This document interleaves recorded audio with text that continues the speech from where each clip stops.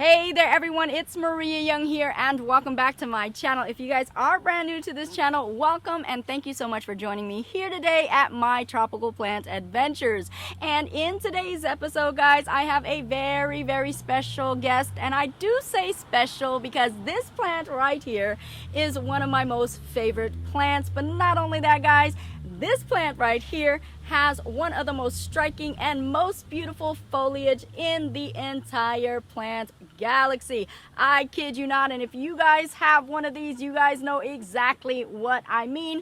But no worries, guys, if you don't, I'm gonna give you an up close and personal look at this plant and you'll see exactly what I am talking about. Okay, so we'll go ahead and take a close look at the leaves and the plant now because, oh my goodness, I just can't wait to show you. And as you guys can see, oh my goodness, that extreme silver pattern in there. And look at that extreme green that is also in there as well. Quite an impact and contrast in color. But, oh my goodness, the intensity does not stop there, guys. Because if you take a look, oh, look at that. That burgundy wine color is so delish. Yummy, guys. And then look at that. So many things going on with this.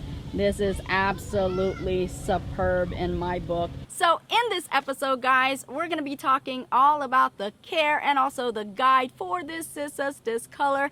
I'm also going to be talking to you guys about some conflicting information and also some information that is not often talked about when it comes to the care of this plant.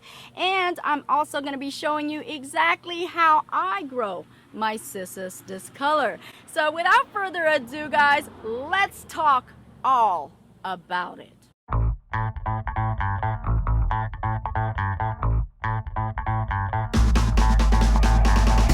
And here we are, guys, with the legend and the myth, the very famous, the very popular, the very well-known Cissus Discolor, also known as the Rex Begonia vine. But don't get it twisted, don't get it confused, and definitely don't get it mistaken. This is not a begonia at all by any means, guys. Actually, this surprisingly is related to the grapevine family, but if you do take a closer look at the growth habit of this plant, you will notice the similarities of how it grows and can compare it to how the grapevine grows as well. Now, this is considered a Rex Begonia, I guess, in the title and in the name, is because of the fact that the leaves right here are so striking in its patterns and also in its colors that in fact this does emulate how a lot of our begonias look. So I can see how it got the name of the Rex Begonia vine as well. And guys, believe it or not, this plant right here is actually considered a flowering plant, although I will admit you will not commonly see the flowers on this. It is rarely produced, especially if you are growing this plant indoors. Now guys, I do have to tell you that this plant right here is considered finicky, and there has been rumors that this plant can be a nightmare and also a horror story of a deal when it comes to taking care of this plant. This plant right here wants what it wants, most definitely. But if you can find the perfect formula for this to grow, I gotta tell you, this grows like weeds and is one of the fastest growing in my collection. It's actually unbelievable at how fast this grows. Daily, you will literally see this grow, and this will grow about an inch to even 2 inches in one day. That is how fast it grows. And this plant right here is doing well now, but when I first received it, because it did go through quite an acclimation period and was taking, you know, the hard way to go when it comes to acclimating to my conditions and coming right outside of the box, this did drop a lot of its leaves, and it actually dropped some portions of the vine as well, which I gotta tell you, I was absolutely terrified. But I was happy to say once it did get accustomed to my conditions, it really, I mean, just threw off so many leaves. And again, this is coming from a plant that lost basically all of its leaves but 2.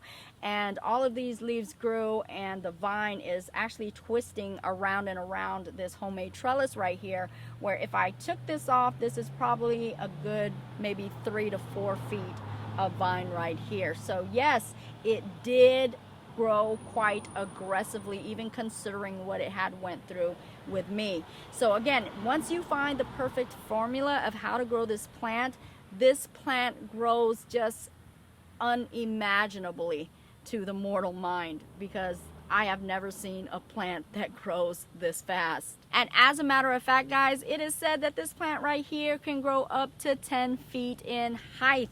So that should tell you just what a monster it is and just how aggressive it can grow once you get into the swing of things and once you get into the move of the groove. Now, oftentimes, guys, you will find this growing within baskets. A lot of us will prefer to have this in a basket because it makes it just that much easier to maintain and also contain this monster. But I do gotta tell you, if you are able to grow this upon a trellis or some form of structure, it will literally hit its growth spurt like kaboomy and kabammy, guys, because in nature it is a climber. It wants to attach and grow. So if you're able to do that, you're gonna get the most abundant growth from your Cissus Discolor. And I actually will have to add an extension to this homemade trellis right here. I'll have to double up in size because this is about to outgrow this trellis.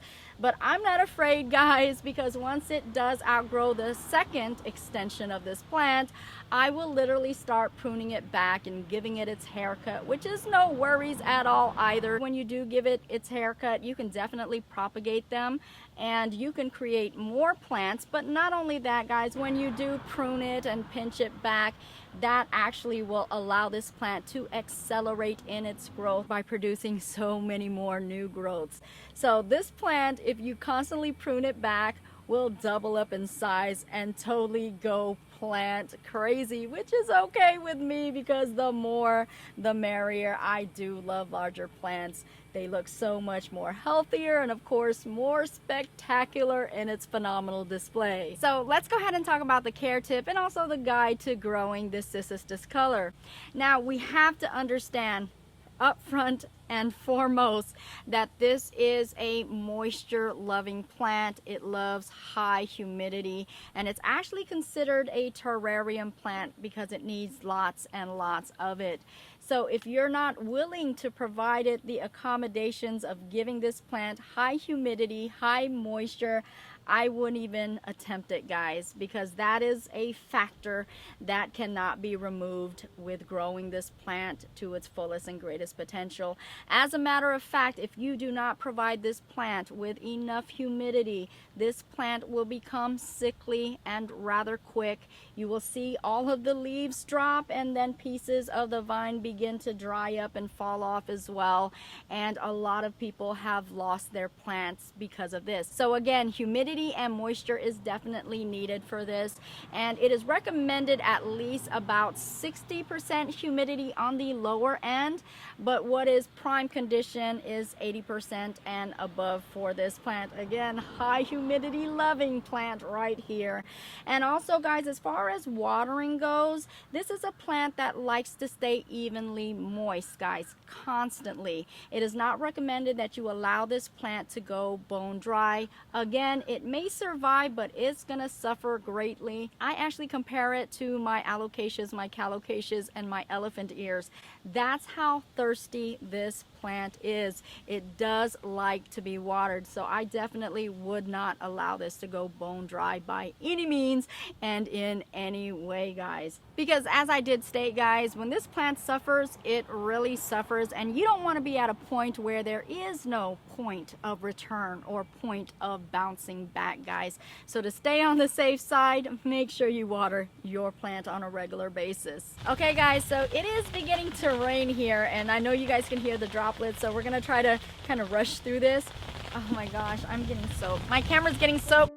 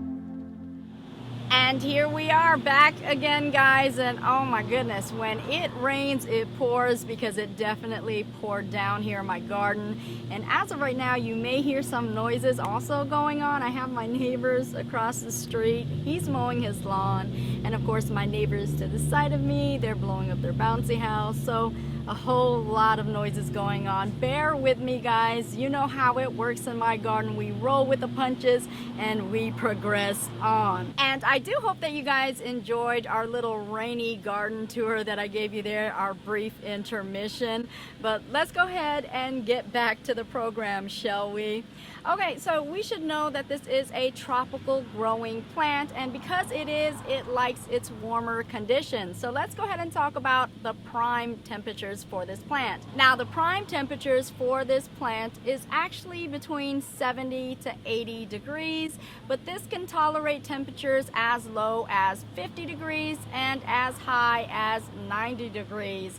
But guys, I wouldn't go any lower than 50 degrees. As I stated before, we don't want the plant to suffer. So I'm gonna have to bring this indoors during the winter season. But you guys know that in Florida, we get temperatures of 90 degrees and up. I mean, over 100 degrees. So yes, this still has maintained itself. I just gotta make sure that I mist this down couple of times a day, at least once, and of course give it its regular watering. It's been doing very well, growing aggressively. Now, perfect lighting condition for this plant is actually bright filtered light, guys. So if you can give it the highest light without it actually burning the plant, we are good.